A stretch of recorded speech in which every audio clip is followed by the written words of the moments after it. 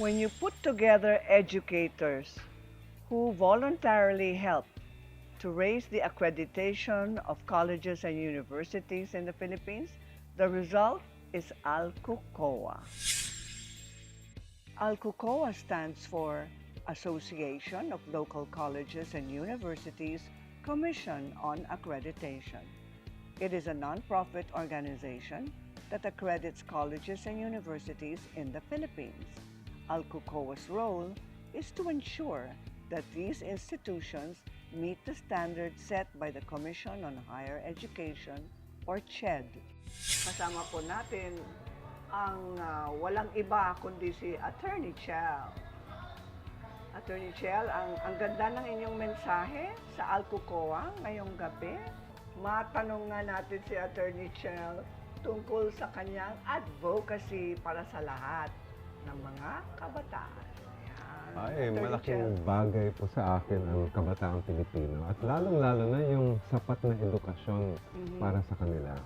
I really believe that we must educate our young so that they will now be the ones who will take over in the future. And as I was mentioning earlier, by 2050, we will be the youngest economy in the entire Southeast Asian region. So we have to take advantage of that now by making sure that our youth are educated, because it's sad to say, but 25% of our youth are not going to school. And that's a big number. That's a big number. That's almost 12 million. So we have to find a way to get them back into school. Meron kayong sinabi kanina tungkol sa kalusugan ng mga kabataan. Of course, good health is connected to the capacity of your brain to absorb and to learn. How do you propose to do that? Well, wellness is so important for especially for so you, but for everyone. Advocacy. And the studies show that if we don't give proper nutrition to our children when they're young, they could be stunted their entire life. So one of my advocacies also is making sure that we have good feeding programs for the children. I know that you are close to ALCUCOA. Are you planning to do a collaboration with ALCUCOA? Oh, anytime. Push your projects forward. Yes, I've actually spoken in many of the local colleges and universities. So this is not the first time I've met some of the members of ALCUCOA. But I would welcome any initiatives that we could do together. Kung meron kayong mensahe para sa lahat ng mga nanay na nakikinig, nanonood sa inyo ngayon, this is your chance. Ay, lahat po ng mga nanay, kailangan natin alagaan ang ating mga anak at siyempre yung ating buong pamilya at dapat sa tamang pagkain dahil napakalaking bagay ang nutrition po sa mga bata, lalong-lalo na yung pagbagong panganak hanggang 2 years old. Kailangan alagaan din nyo yung sarili ninyo dahil yung inyong kalusugan ay siyempre konektado din sa kalusugan ng inyong mga anak. Tamang sinabi ni Attorney Chel, because we have the same passion for wellness and good health. Para sa amin, kailangan maging malusog ang buong Pilipinas. Thank you so much, Attorney Chel. Thank you.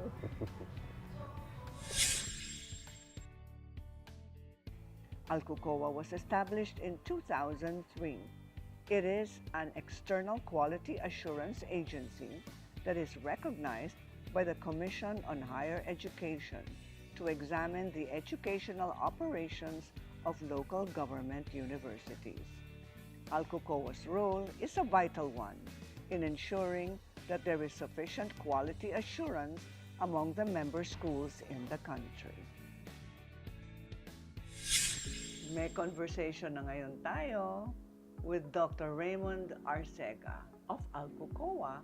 Napakaganda ang kanilang Christmas celebration ngayon, but a very relevant one. Hi, Dr. Raymond. Hi, Ms. Cory. Congratulations, 21 years of ALCUCOA. Yeah, we established it back 2003, and you saw the founders earlier. It's nice to be with educators. Yes. You learn something new every day. You know what? They've been working the whole year, 12 months, accrediting different higher education institutions, particularly local colleges and universities. No? So it's just proper, to celebrate before 2024 ends. No? It's our way of thanking them. No? You know, doing accreditation is not an easy task. They have to spend 3 days in a school, and of course, not well compensated. They just want to help an institution to realize what they did well. Gaano kahalaga ang ALCUCOA sa kalidad ng ating edukasyon sa Pilipinas? It's actually a voluntary gesture for any institution to go to accreditation. When you say registration of programs, registration of schools, you go to the Commission on Higher Education. And if you want to be recognized or registered as a legitimate basic education provider, then you go to the Department of Education.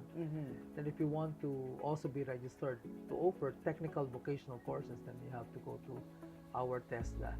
Now, differentiated from accreditation, when you go for recognition or registration, you just have to meet the minimum requirements, like the building, the curriculum, the faculty May mga members. standards yun. Yes, the library. Now, what we do in accreditation is to check more than the minimum requirements. For recognition, important that your faculty members are MA holder. But if you go to accreditation, we have to see the relationship of MA degree to quality education. So, for basic requirement in setting up a school, Commission on Higher Education will check the number of books, the number of Filipiniana collections, the number of chairs in the library.